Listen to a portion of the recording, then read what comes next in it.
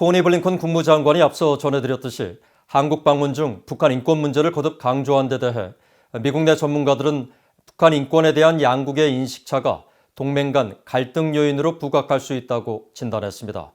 핵과 인권 문제를 북한 정권의 본성과 결부시키는 바이든 행정부의 인식이 북한 인권 문제 제기에 소극적인 문재인 정부와 엇박자를 낼 수 있다는 지적입니다. 조상진 기자입니다. 크리스토퍼 힐 전 국무부 동아시아 태평양 담당 차관보는 바이든 행정부가 출범 이후 국무부 북한 인권 특사 부활을 예고하고 북한 정권과 주민에 대한 분리 접근 원칙을 밝힌 데 이어 토니 블링컨 국무장관 등 고위 당국자들이 최근 잇따라 북한 인권 개선 의지를 분명히 밝히면서 북한 인권 문제에 소극적인 한국 정부와 적잖은 온도차를 내고 있다고 진단했습니다. 그러면서 인권의 중요성을 강조하는 바이든 행정부가 한국 정부와 관련 문제를 논의하려 할 것으로 전망했습니다.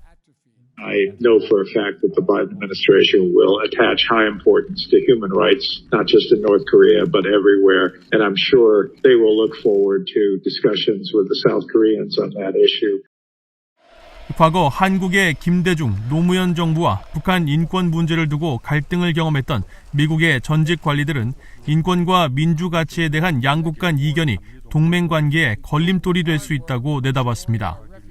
로버트 킹 전 국무부 북한 인권 특사는 인권 문제에 관한 차이점 때문에 양국 간 마찰과 문제가 존재하는 것이 사실이라며 한국은 미국과 여러 분야에서 강력하고 중요한 관계를 맺고 있음을 기억해야 한다고 말했습니다.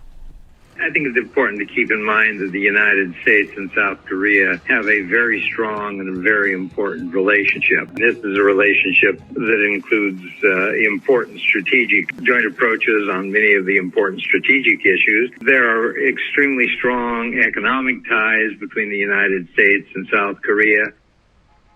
로버타 코엔 전 국무부 인권 담당 부차관보도 바이든 행정부의 북한의 위험성은 단지 핵무기뿐 아니라 그런 무기를 보유한 정권의 속성이라며 핵과 인권 두 사안은 동시에 다뤄져야 한다고 강조했습니다. 그러면서 최근 한국이 유엔 인권이사회 북한 인권 결의안 공동제안국에 참여하지 않은 것을 거듭 상기시키며 인권 분야 미한 동맹을 재구축하기 위해 미국이 해야 할 일이 매우 많다는 것을 보여준다고 덧붙였습니다. 미국의 인권단체 북한인권위원회 그레그 스칼라튜 사무총장도 문재인 정부는 북한 인권을 다루는 것을 도외시하는 것을 넘어 심지어 적대감까지 보였다면서 북한 인권을 유엔에서 다루는 데 참여하지 않음으로써 공동의 가치와 다자주의를 모두 약화시키고 있다고 비판했습니다. 미국 국무부와 국가정보국장실 선임자문관을 지낸 로버트 매닝 애틀랜틱 카운슬 선임연구원도 한국이 북한 인권에 관해 저자세를 보이는 데 대해 미국 의회와 인권 운동가들 사이에서 우려가 나오고 있다며 의회 차원에서 이 문제가 제기될 수 있다고 지적했습니다. 그러면서 바이든 대통령이 북한 인권 특사를 임명하고 새 특사가 한국과 인권 문제를 논의하는 임무를 수행하게 되면 양국 관계가 불편한 상황에 놓일 수 있다고 전망했습니다. VOA 뉴스 조상진입니다.